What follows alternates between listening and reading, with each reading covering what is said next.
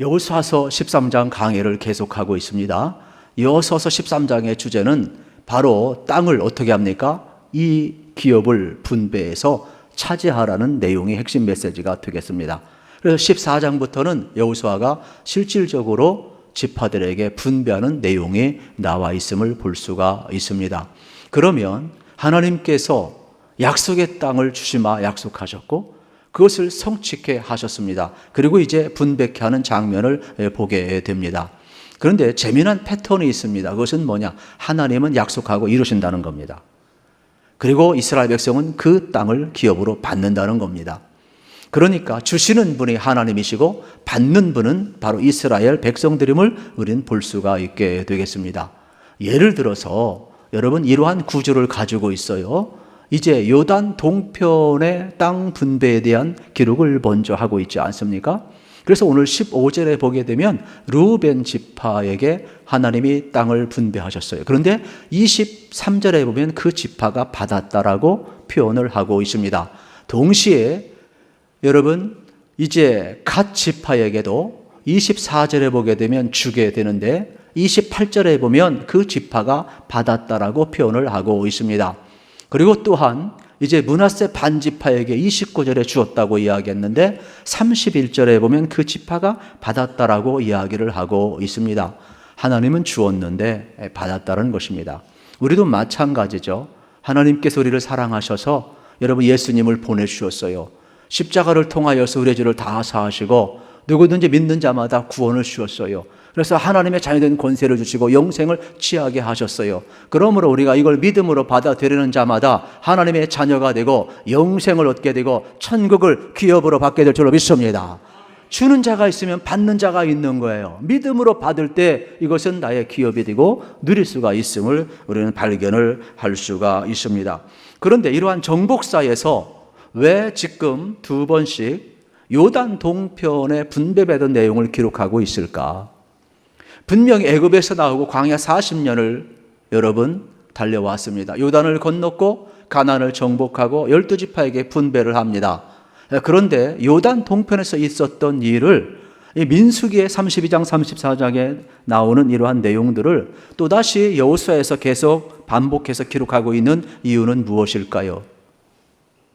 그것은 요단 동편에서 여러분 르우벤, 므낫세 반지파, 갓지파가 두 지파 반이 땅을 분배받은 사건을 우리는 기억을 합니다. 아직 그 땅도 완전한 땅은 아니었죠. 우리 민수기에서 살펴본 것처럼 아직 적들이 있습니다.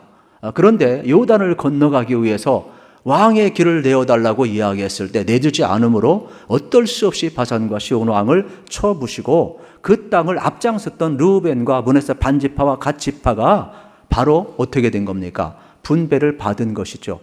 물론 이 사건은 보기에 따라서 이기적일 수가 있습니다. 그때 모세가 대노했던 것도 기억을 하고 있습니다. 어떻게 요단을 건너고 가나안을 정복해야 되는데 갈 길이 먼데 할 일이 많이 있는데 너희들의 몫을 먼저 챙기느냐? 모세가 대노했습니다. 그때에도 차근차근 이야기를 합니다. 만약에 자기 욕심이었다면 차근차근 이야기 못했을 겁니다. 차분하게 르우벤과 므낫세 반지파와 갓지파가 이야기를 합니다. 우리의 가족들을 요단 동편에 놓겠습니다. 가족 수를 세어보아도 우리의 가족 수가 그렇게 적은 것은 아닙니다. 물론 보기에 따라 다 달라요. 가축이 많고 가족 수가 많고 자기들의 생각에서는 정당하게 생각했겠죠. 그러나 남들이 볼 때에는 어떻습니까? 부러운 것 아니겠습니까? 서로가 목초제가 있고 물이 있고 좋은 땅이니까 다 갖고 싶은 것은 인지상정 아니겠습니까? 그럼에도 불구하고 그때 르우벤과 므낫세 반지파와 갓지파가 모세를 설득을 합니다. 우리가 여기에 다 안주하는 게 아닙니다. 가족들 급하게 성을 쌓겠습니다. 그리고 아직도 적들 잔당에 있는데 이 위기를 감수하고 우리가 먼저 여기를 차지하겠습니다. 그리고 모든 용사들은 모세가 말한 그대로 약속을 지키겠습니다. 그리고 요단을 건너서 가나안 7족속과 싸워 최후의 승리를 마치는 그날까지 순종하겠습니다. 이렇게 약속을 해서 어렵게 여러분 분배받은 땅 아닙니까? 그러면 이 땅을 기록한 이유, 또 이 정복사에서 왜 계속해서 2번씩이나 반복을 하고 있을까? 이게 끼어 들어간 내용이거든요. 거기에는 많은 의미가 있다고 저는 생각을 합니다. 첫째는 여러분 요단 동편의 2지파 받은 땅을 보면서 9지파 반이 이제 요단을 건너서 가나안을 정복하고 땅을 분배받을 것 아닙니까? 아직 성취한 게 아니잖아요. 그러면 하나님께서 이렇게 2지파 반에게 주신 것처럼 나머지 땅들에게도 주는 것 아니겠습니까? 그렇다면 오히려 지금은 차지하고 있지만은 가나안 땅에 들어가서 분배받을 땅의 몫은 오히려 나머지 9지파 반에게 더 많이 주는 확률이 생기게 되는 겁니다. 그러니까 꼭 이기적이라고만 볼 수가 없는 내용이 되겠죠. 그리고 동시에 하나님께서 무슨 메시지를 여호수아를 통하여 주고 있습니까? 요단을 건너서 가나안을 정복하고 땅을 분배하게 될 때에 분명히 하나님은 전혀 예상치 못했던 바산과 시온 왕 어떻게 됩니까? 요단 동편에 있던 그 모든 그 강적들을 다 물리치고 땅을 차지한 것처럼 가라는 거예요. 하나님이 얻을 땅 대신 싸우겠다라는 거예요. 그러면서 그 땅도 반드시 성취할 것을 보여주는 상징이 되기도 함을 우리는 알게 되는 것입니다. 우리 하나님께서는 여러분 이미 인류 시주에게 땅을 기업으로 주셨죠. 그게 바로 뭡니까? 바로 에덴 동산이 되겠죠. 그런데 최초의 인류 시주 아담과 하와가 뱀에게 넘어갔죠. 그래서 결국은 이 선악과 사건은 어떻게 됩니까? 하나님 주신 기업을 유업으로 받지 못하고 에덴 동산에서 추방을 당하게 됩니다. 문제는 에덴 동산의 추방에서 끝난 것이 아니라 하나님을 상실했다라는 것이 되겠습니다. 그래서 하나님과 단절되었기 때문에 하나님이 주신 기업을 누릴 수가 없어요. 이 문제를 해결해 주어야 되는데 하나님을 떠난 상태에서는 인간의 의가 드러나지 않습니다. 여러분 우리의 가정도 마찬가지. 하나님이 가정을 주셨지만 하나님 없는 가정과 있는 가정은 전혀 다른 겁니다. 여러분 직장과 여러분의 삶의 자리 기업도 마찬가지죠. 땅의 것으로 만족하는 사람, 여러분 하나님이 있는 것과 하나님이 없는 것은 전혀 다른 겁니다. 인생도 마찬가지입니다. 하나님이 있는 인생과 하나님이 없는 인생은 전혀 다른 겁니다. 그래서 하나님께서는 다시 한번 하나님 준 그 기업을 되찾게 하기 위해서 원시복음을 약속하셨죠. 그게 창세기 3장 15절이 되겠습니다. 그래서 창세기 3장 15절에 보면 이러한 약속의 말씀이 있습니다. 같이 읽겠습니다. 내가 너로 여자와 원수가 되게 하고 내 후손도 여자의 후손과 원수가 되게 하려니 여자의 후손은 내 머리를 상하게 할 것이요 너는 그의 발뒤꿈치를 상하게 할 것이니라 하시고 아멘. 여자의 후손으로 예수님이 왔습니다. 그래서 마귀의 머리를 어떻게 됐습니까? 상하게 했습니다. 깨트리시고 십자가에서 자신이 찢기심으로 말미암아 마귀의 통치에 있던 우리들, 마귀에 속해 있고 원죄에 빠졌던 우리들 예수 그리스도의 보혈의 피로 씻어주시고 마귀의 머리를 깨트림으로 말미암아 우리에게 구원의 역사를 이루셨다는 사실입니다. 이것이 바로 요한복음 3장 16절에서 하나님의 세상을 이처럼 사랑하사 독생자를 주셨으니 이는 저를 믿는 자마다 멸망하지 않고 영생을 얻게 하려 함이라. 이 약속의 말씀 예언이 성취된 사건이 되겠죠. 그래서 예수 그리스도를 통하여서 우리에게 영원한 기업을 다시금 회복시켜 주었음을 우리는 발견을 할 수가 있음을 알게 되는 것입니다. 이것이 구약 성경에 나오는 고엘 제도와 똑같습니다. 고엘 제도라는 것은 뭐냐? 기업을 물은 제도가 되겠죠. 룻기서에 나와 있습니다. 룻기서에 보게 되면은 시어머니 나오미가 이방 땅에 가고 남편도 잃고 두 자녀도 잃습니다. 그러나 그가 며느리 여러분 룻과 돌아왔을 때에 기업 물을 자가 나타나는데 유력자 보아스가 나타납니다. 그래서 대신 어떻습니까? 땅값을 지불하고 그 지파의 값을 삽니다. 그리고 나서 기업을 어떻게 합니까? 나오미에게 주는 장면을 보게 되는 겁니다. 그래서 보아스를 가리켜서 뭐라고요? 기업 물을 자라고 이야기를 하는 겁니다. 그러면 보아스는 누구의 예표입니까? 예수 그리스도의 예표인 것입니다. 그래서 보아스의 후손에서 다윗이 나오고 다윗의 후손에서 예수 그리스도가 나오고 예수 그리스도를 통하여 우리 마귀에게 빼앗겼던 하나님의 기업을 어떻게 합니까? 십자가에서 어떻게 하셨어요? 값을 지불하시고 하나님의 기업을 사신 거예요. 죽은 바 된 우리에게 영원한 생명을 주시고 예수님은 말미암아 다시금 하나님의 통치와 하나님의 다스림 가운데 우리가 설 수 있도록 여러분 기업을 물을 자가 바로 예수님이 되신 것을 우리는 보게 되는 겁니다. 그러므로 저도 그렇고 여러분도 그렇고 예수님으로 말미암아 우리가 어떻습니까? 잃어버린 생명 되찾았고 여러분 마귀의 통치에서 예수님의 통치로 하나님의 백성으로 우리가 살아가고 있는 은총을 지금 누리고 있는 것입니다. 그러므로 저도 그렇고 여러분도 그렇고 우리는 구원받았고 하나님의 나라를 이미 유업으로 받은 줄로 믿습니다. 이 은혜 속에 우리가 지금 살고 있음을 발견하게 되는 것입니다. 오늘 13장에 보면은 이렇게 왕들의 역사를 계속 기록하고 땅 분배를 하는 것은 특별한 의미가 있습니다.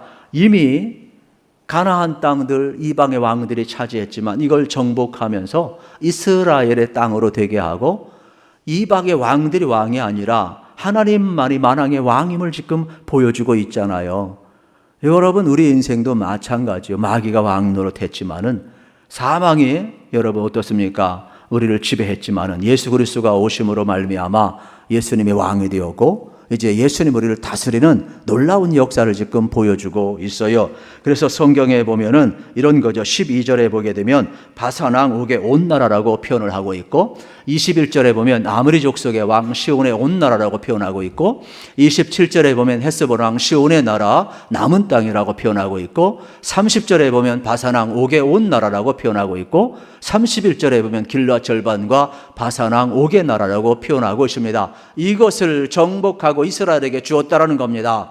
그러므로 이스라엘의 왕은 누구예요? 여호와 하나님인 것입니다. 우리의 왕은 누구예요? 예수 그리스도인 것입니다. 그래서 우리는 예수님을 주로 삼고 우리는 그의 백성이 되어서 그분의 다스림과 통치 안에 살아가고 있음을 우리에게 지금 보여주는 내용이 되겠습니다. 그러므로 하나님께서 예수 그리스도 통해서 우리에게 주신 이 기업은 너무나도 소중함을 발견할 수가 있습니다. 일찍이 아브라함을 부르셨는데 구약성경뿐만 아니라 신약성경 히브리서 11장 8절에서도 이렇게 표현을 하고 있습니다. 믿음으로 아브라함은 부르심을 받았을 때에 순종하여 장래 유업으로 받을 땅에 나아갈세. 잘 보세요. 믿음으로 나아갔어요. 장래에 받을 유업, 기업을 위해서 나아간 것이죠. 받은 땅이 앞으로 받을 땅을 바라보고 나아가고 있음을 보게 되는 것입니다. 또 베드로전서 1장 4절이 되겠지요. 썩지 않고 더럽지 않고 쇠하지 아니하는 유업을 잊게 하시나니 곧 너희를 위하여 하늘에 간직하신 것이라. 썩지 않고 더럽지 않고 쇠하지 않는 유업, 하늘에 있는 기업을 우리에게 약속하고 있습니다. 에베소 1장 14절 말씀입니다. 이는 우리의 기업의 보증이 되사 그 얻으신 것을 성량하시고 그의 영광을 찬송하게 하려 하심이라. 여러분 성령을 보내서 우리에게 주어진 이 기업을 하나님이 보증하셨다라는 거예요. 그래서 구원을 보증하시고 천국을 보증하시고 영생을 보증하시고 우리 결코 여러분 이곳에서 떨어지지 아니하도록 성령님까지 보내주었다라고 약속하고 있음을 보게 되는 겁니다. 그러면 우리에게 주신 기업은 무엇일까요? 표면적으로는 땅이 되겠지요. 그러나 궁극적으로는 영원한 기업을 우리에게 이야기하고 있습니다. 아브라함도 부르시고 여러분 또 약속의 땅도 주셨지만 궁극적으로 어떻습니까? 장차 가야 될 하나님의 나라를 이야기하고 있지 않습니까?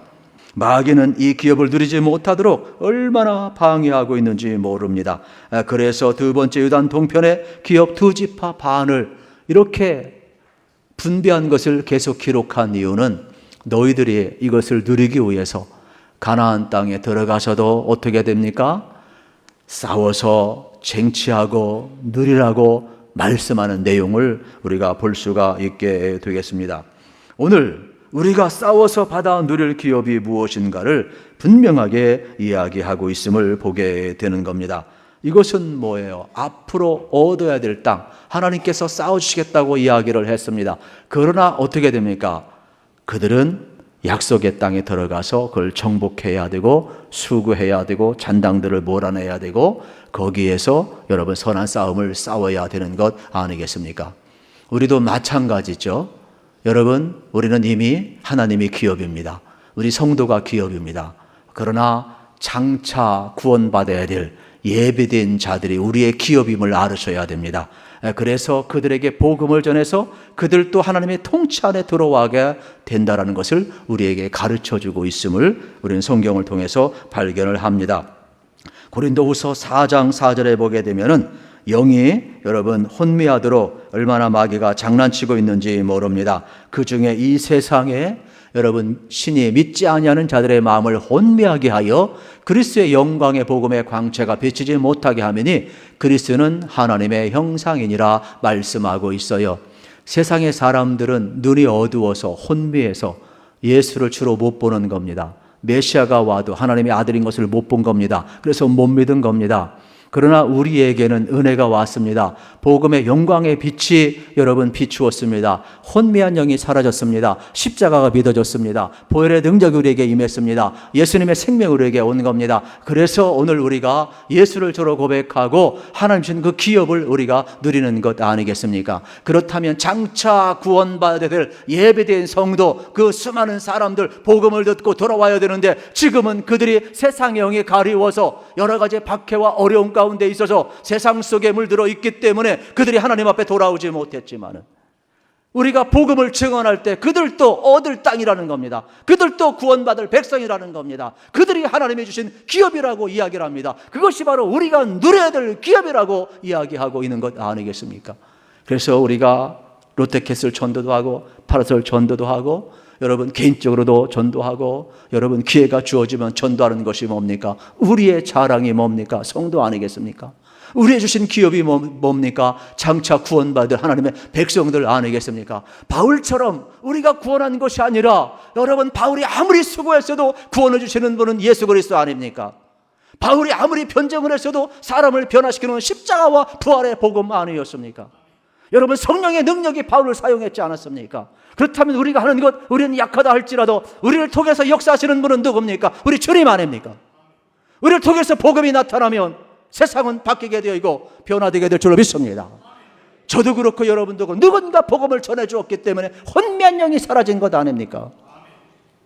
그렇기 때문에 오늘 우리에게 주신 이 기업, 이 집합, 영광의 복음을 여러분 우리가 비추게 될 때 장차 구원받기로 작정된 그 사람도 돌아온다는 것을 우리는 알아야 되겠습니다.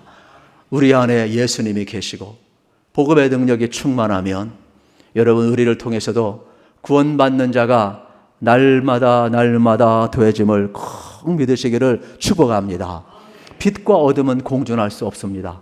안 믿는다고 너무 낭망할 필요 없습니다. 세상이 타락되었다고 너무 낭망할 필요 없습니다. 오히려 가슴 아픈 것은 우리 믿는 사람이 빛의 역할, 소금의 역할을 감당하지 못하는 것이 가슴이 아플 뿐입니다. 우리 속에 영광의 빛, 복음의 빛이 충만하고 우리가 복음의 삶을 살아가게 되면 우리를 통하여 구원받기로 작정된 사람은 반드시 돌아오게 될 겁니다. 가족이 구원받을 것입니다. 이웃이 구원받을 것입니다. 여러분 지역의 복음화가 이루어질 것입니다. 먼저 영광의 빛이 내 영혼을 통하여 흘러가게 해야 합니다. 내 삶을 통하여 흘러가게 해야 합니다. 하나님의 사랑이 우리 가운데 관통되어야 하는 겁니다. 우리 교회를 통하여 십자가의 복음이 관통되어야 하는 것입니다. 그러면 세상은 바뀔 줄로 믿습니다. 여러분 오늘 우리의 위치가 어디인가를 깊이 있게 여러분 점검하시고 깨달아야 되는 것입니다. 그래서 13장 1절에서 하나님이 직격탄을 날리죠. 여호수아야 내 나이 많다. 그때 사람들은 두려워했을 거예요. 모세가 죽을 때도 두려워했고 여호수아가 이제 죽을 때도 두려워한 겁니다. 그러나 두려워하지 말라는 거죠. 마지막 10년 사명을 잘 감당해라. 각 지파에게 나누어줘라. 그래서 14장 15장 계속 끝까지 이 땅 분배 여러분 했을 때에 가족 수대로 분배되어 오면서 모세가 사라져도 여호수아가 사라져도 어떻습니까? 이스라엘 각 지파는 그곳에 거하고 있음을 우리는 보아야 되는 겁니다. 여러분 우리의 사명도 마찬가지예요. 개인도 가정도 교회도 마찬가지예요. 하나님이 쓰시다가 우리 부르면 가야 될 존재예요. 그러므로 너무 미래에 대해서 여러분 두려워하지 않기를 우리 주님의 이름으로 축복합니다. 내게 주어진 세계를 감사하세요. 나이 든 것도 축복이에요. 그리고 두려워하지 마세요. 하나님께 맡기세요. 하나님을 기업으로 삼고 사세요. 여러분 하나님이 사명을 마치는 그날은 불러가는 거예요. 그냥 사라지면 되는 거예요. 개인도 사라지면 되는 거예요. 교회도 하나님이 필요한 또 다른 사람 세울 거예요. 그 사람 통해 하나님의 역사를 이끌어 갈 것입니다. 그러므로 사명이 있는 자는 개인이나 교회나 민족이 사라지지 않습니다. 사라졌다는 것은 사명이 끝났다는 것입니다. 그러므로 우리에게 주어진 사명을 잘 감당하기 위해서 우리는 복음에 매여 살아가야 되고 성령에 매여 살아가면 된다는 것을 우리가 잘 알았으면 좋겠습니다. 그리고 참 재미난 것은 가족 수대로 다 분배를 하고 있고 공평하게 하고 있고, 여기서 17장에 보면 딸들에게, 슬로보아스의 딸들에게도 주고 있는 장면을 봅니다. 참 우리 하나님은 좋으신 하나님이에요. 남녀노소를 불문하고 모두에게 기업을 주시고 있음을 보게 되는 것 아니겠습니까? 그러므로 하나님 주신 기업을 우리가 쟁취해야 합니다. 디모데전서 6장 12절에 보면 믿음의 선한 싸움을 싸우라, 영생을 취하라 말씀하고 있어요. 우리가 예배 시간에 사도신경 신앙 고백을 합니다. 우리 교회는 특별히 공동체 신앙 고백 기도까지 함께하고 있습니다. 그렇다면 이제 여러분의 삶의 현장에 가서는 믿음의 선한 싸움을 싸워야 됩니다. 복음의 능력대로 살아가야 되는 것입니다. 선한 여러분 싸움을 싸우셔서 여러분의 현장이 정말로 하나님이 함께하는 임재 현장이 되고 복음의 능력이 나타나는 현장이 되고 여러분들 하나님을 왕으로 삼으셔서 하나님 다스림 가운데 살아가는 역사가 꼭 일어나기를 우리 주님의 이름으로 축복합니다. 이것이 우리가 누려야 될 기업임을 성경은 지금 이야기하고 있습니다. 그러면 14절과 마지막 절에서 왜 레위지파 이야기를 또 기록해 놨을까요? 레위지파에게는 모세나 여호수아나 더 이상 땅을 분배하지 않았습니다. 그것은 나머지 12지파가 드리는 화목제물, 그것이 바로 그들의 기업이 되기 때문에 그렇습니다. 이것은 무엇을 의미하는 것일까요? 레위지파는 하나님을 기업으로 삼고 살라는 것입니다. 그러면 레위지파만 하나님을 기업으로 삼고 나머지 지파는 땅만 기업으로 삼으란 말입니까? 아니잖아요.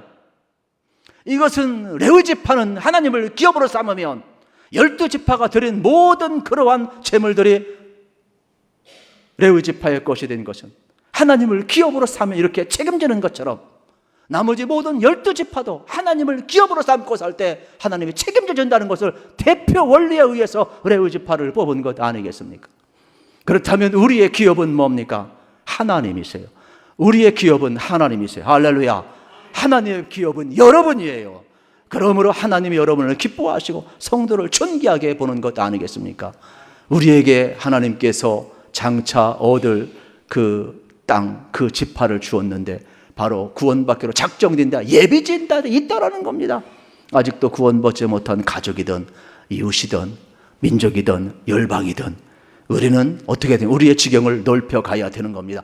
요단 동편을 기록한 것은 보아라 얻었지 않느냐.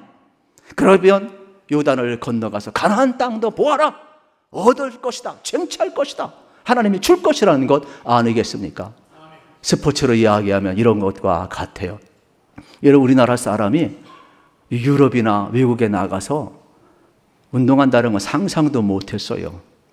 그런데 축구 같은 경우도 여러분 차범근 선수가 분데스리그 가서 활동을 하면서 여러분 어떻습니까? 아, 대한민국 사람도 탑을 달릴 수 있구나 보여주었잖아요. 후배들이 지금 손흥민을 비롯해서 여러분 또 많은 또 후배들이 유럽에 진출하면서 여러분 어떻습니까? 최고의 그러한 주가를 지금 올리고 있잖아요. 여러분 피겨로 이야기하면 김연아 선수의 우리나라는요 꿈에도 생각도 못했어요. 그런데 한번 탑을 딱 찍고 나니까 이 불모지의 땅에서 어떻게 됩니까? 후배들이 막 일어나잖아. 요단 동편을 보았다니까요. 그러므로 요단을 건너서 나머지 9지파 반이 차지해야 될 그 영역이 보이는 거예요. 예수 그리스도가 보여주었어요. 예수 그리스도가 십자가를 통하여 마귀의 권세를 깨뜨리고 믿는 자에게 하나님의 자녀인 권세를 주고 영원한 하나님의 나라를 우리에게 보여주었어요. 그 길을 바울이 걸어갔어요. 요단 동편에 기업이 있는 것처럼 요단강을 건너면 우리도 영원한 하나님의 나라에 가는 그걸 보여주었단 말이에요. 우리가 믿음으로 가면 그 기업은 우리의 것이 될 줄로 믿습니다. 그러므로 이 은혜를 꼭 누리시기를 우리 주님의 이름으로 축복합니다.